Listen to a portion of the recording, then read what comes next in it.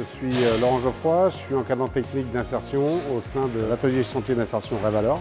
Cédric Lièvre, je suis encadrant technique et j'ai la fonction de chef d'atelier du garage solidaire sur la plateforme Soligo. Bilal Bamed, encadrant en maraîchage biologique à l'association Régie Urbaine. Je m'appelle Nadia Betta, je suis encadrante technique d'insertion sur le chantier d'insertion couleur lavande pour l'association Cassiopée à Ruffec. Marion Dunet, je suis encadrante technique pédagogique et sociale. Je m'appelle Erwan Gouge, je suis encadrant technique d'insertion à la régie et je co-anime l'atelier 9 qui est un atelier de couture d'insertion avec Marion. Mon métier consiste à faire vivre l'atelier, d'accompagner les salariés en insertion. Mon travail à moi, c'est plutôt de leur faire développer des compétences sur les savoir-être. D'assurer la production des salariés en parcours d'insertion. On les accompagne sur les activités de réparation automobile. Veiller aux bonnes pratiques des chantiers d'insertion. C'est de transmettre l'envie de travailler, de transmettre des techniques de travail. Pour moi, je fais beaucoup de management en leur proposant des activités.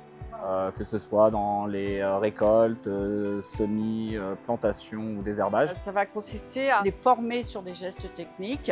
Il y en a qui ne savent pas lire, il faut s'adapter. On est tout le temps en contact avec eux. S'il y a un souci de santé, s'il y a un souci de quoi que ce soit, on va le remarquer.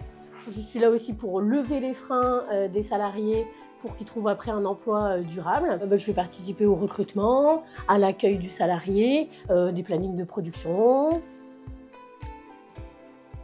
J'ai fait un bilan de compétences sur lequel on a décelé chez moi ma fibre un peu pour le social et sur l'humain.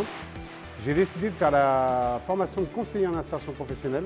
Je suis arrivé encadrant technique, ce qui fait que ça m'a permis d'avoir mes compétences de CIP. J'avais l'envie de partager mes compétences et mes valeurs professionnelles. Arrivé à mi-parcours de ma vie professionnelle, à 38-40 ans, je me suis posé plein de questions. Il fallait que je me rapproche d'une association ou d'une entreprise. Les relations humaines étaient importantes. J'étais 15 ans derrière un bar en famille, dans le 92 à Levallois-Perret. Communiquer avec les gens, parler avec les gens, je l'ai toujours fait derrière le bar. Donc dire que c'est une continuité dans les métiers que j'ai envie de faire. L'accompagnement des personnes dans leur parcours, ça fait partie intégrante de tous les postes que j'ai pu occuper jusqu'à présent. J'ai fait quelques années dans le bâtiment, dans des métiers manuels.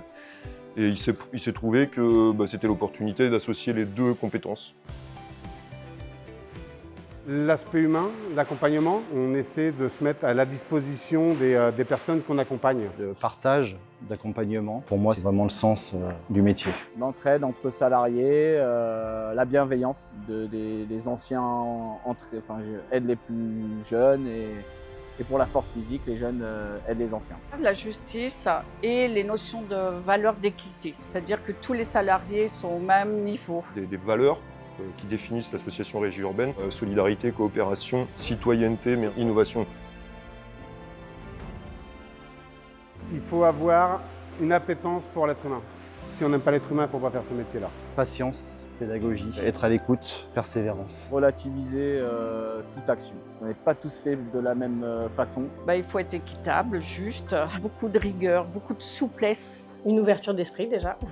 Être un minimum organisé, savoir faire preuve d'adaptabilité. La polyvalence. On est un peu des couteaux suisses, quoi. Et c'est ces profils-là qui, en général, sur des postes d'encadrant technique d'insertion, à mon avis, sont assez intéressants.